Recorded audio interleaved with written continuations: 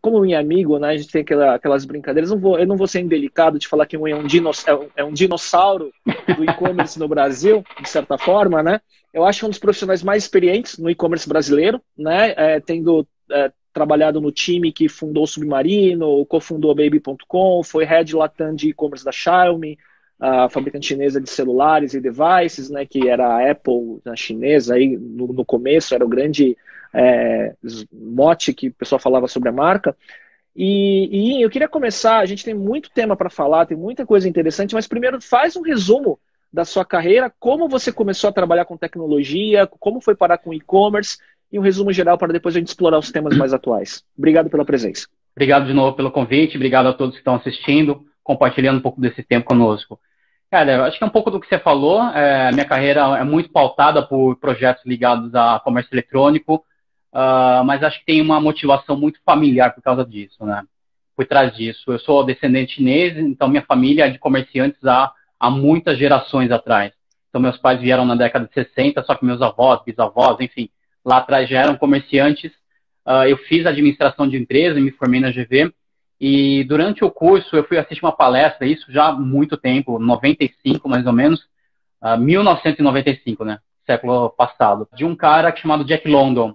Foi a primeira vez que eu ouvi alguém de fato falar e-commerce, a palavra e-commerce, comércio eletrônico. Até antes eu tinha lido, na faculdade acessava a internet, enfim, mas muito mais do ponto de vista acadêmico. E aí quando eu vi o cara falando, poxa, comércio eletrônico, você tem uma plataforma online, vende produtos, enfim. E aí ele contou a história de como ele conheceu. Isso foi em 95. Desculpa, em 96. Ele contou que em 95 ele tinha ido para os Estados Unidos. Naquela época ele era representante, agente literário, aqueles caras que compram direitos de livro no mundo todo e vêm para o Brasil para publicar. E aí, numa das viagens para os Estados Unidos, uma das editoras falou de uma empresa que estava surgindo lá em Seattle e ele resolveu visitar. E aí, quando ele entrou, era um galpão de um monte de livros empilhados, a galera com um monte de mesa que eram portas dessa história toda, e tinha um cara lá, um careca, e na época ele já era careca, que era o Jeff Bezos. Então ele conheceu a Amazon, de fato, bem no início, em 95, e ele achou que podia desenvolver esse projeto no Brasil. E aí, em 96, eu estava assistindo a palestra dele, e ele, de fato, já tinha criado a empresa, chamava-se Booknet na época. Isso foi no Rio de Janeiro, enfim. E aí fiquei fascinado com essa história, e passei uma boa parte do resto do meu curso na faculdade, querendo trabalhar, querendo desenvolver algum projeto. Como eu não sou de TI, não era, na época era ainda bem pior, não tinha minha capacidade técnica, não tinha um co-founder técnico, não conhecia ninguém que podia ajudar a desenvolver. Então, isso ficou no plano do pensamento, das ideias. Alguns anos depois, em 98, acabei conseguindo meu primeiro estágio numa empresa de internet. Na época, ainda era estágio, uma empresa que era o protótipo da startup de garagem, porque era literalmente na garagem da mãe do founder, pertinho da USP, a galera super jovem, todo mundo acabava o expediente, ficava jogando, enfim. Todo protótipo, e a empresa acabou quebrando poucos anos depois, né? Mas isso ficou muito na minha cabeça, e aí eu falei, poxa, estava para me formar, e eu precisava trabalhar ainda numa empresa, numa empresa mais renomada, porque eu achei que a minha carreira inteira, pelo menos os estágios, eu tinha feito muito em empresas pequenas, passei uma fase na Accenture, na época era Andersen Consulting, e aí ficava viajando, enfim, estava muito cansado, passei um ano e pouco, e até que um dia eu vi na faculdade, tinha uma vaga para uma empresa que estava sendo iniciada e ninguém conhecia. Enfim, foi fazer a entrevista e no final acabei descobrindo que era a GP, que é o Garantia, na época, tinha comprado uma empresa no Rio de Janeiro para montar um comércio eletrônico em São Paulo. E aí era a Booknet na época. Então, minha vida, que é interessante, cruzou algumas vezes com o Jack London, e nesse momento também pela segunda vez, e não o conheci pessoalmente. Então, fiz parte da equipe que fundou o Submarino. E aí, de fato, nesse momento, eu mergulhei nesse mundo do comércio eletrônico. Então, isso foi em 90 e 99. O mercado de comércio eletrônico estava começando no país, a internet na primeira bolha, né?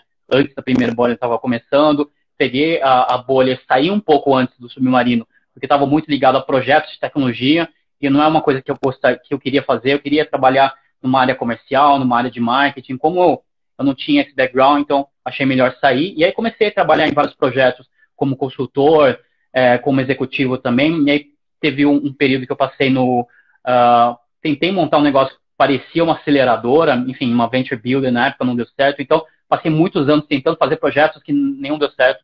Então, minha cota de falhas é muito maior do que projetos que deram certo.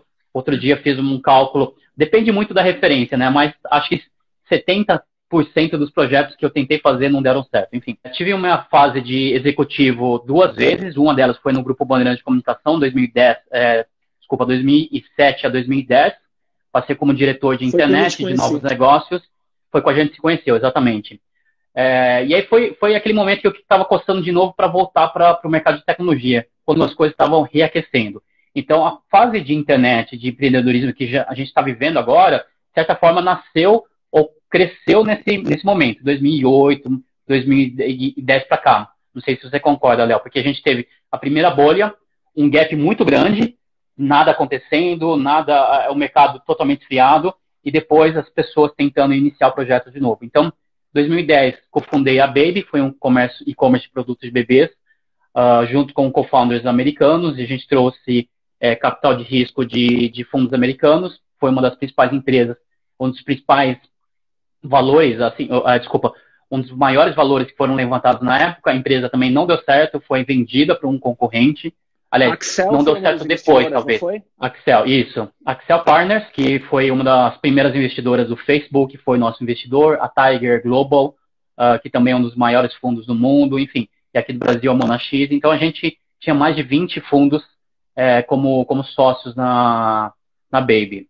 A empresa passou aquele momento de hiperconcorrência, era num nicho onde a gente tinha mais outros 2 grandes concorrentes, com valor levantado mais ou menos na mesma faixa que nós. A gente tinha levantado cerca de $30 milhões de capital de risco, tinha a BB Store e a Tricai do grupo Rocket.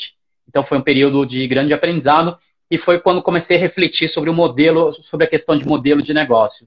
Então quando a gente fala de e-commerce, Léo, e aí você me chamou de dinossauro, eu acho que é uma expressão que acho que funciona bem, porque quando a gente fala de e-commerce, a gente fala no mesmo modelo de negócio, como eu comentei lá atrás, os meus avós, os meus antepassados, porque o e-commerce compra e vende.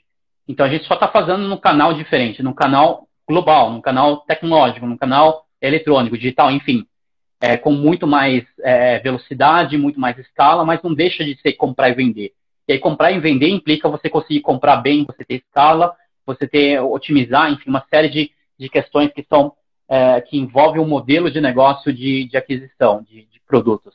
E aí, quando eu estava na Baby, comecei a pensar muito nisso. Falei, poxa, acho que a nossa inovação não está no fato de vender no comércio eletrônico. Nossa inovação tem que estar em encontrar novas formas de vender os produtos ou até de deixar os consumidores usufruírem dos produtos.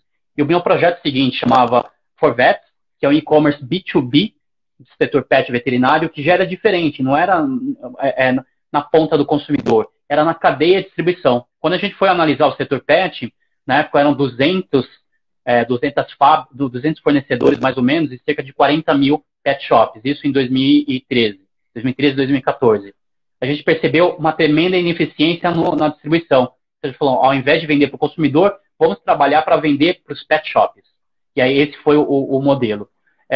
Fiquei lá 1 ano e aí recebi convite para ser head de e-commerce da Xiaomi, que é o que você comentou, a marca chinesa de smartphones. E aí para mim lá foram 2 desafios.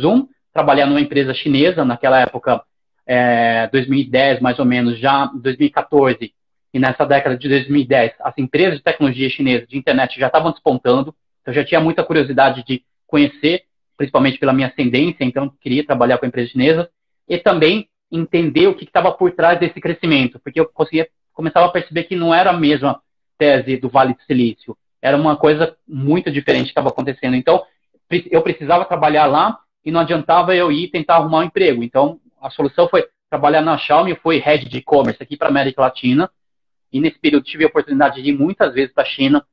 Nesse papel, acabei também conhecendo outras startups locais, aceleradoras, fundos, e aí comecei a me aprofundar no que acontece no mercado chinês.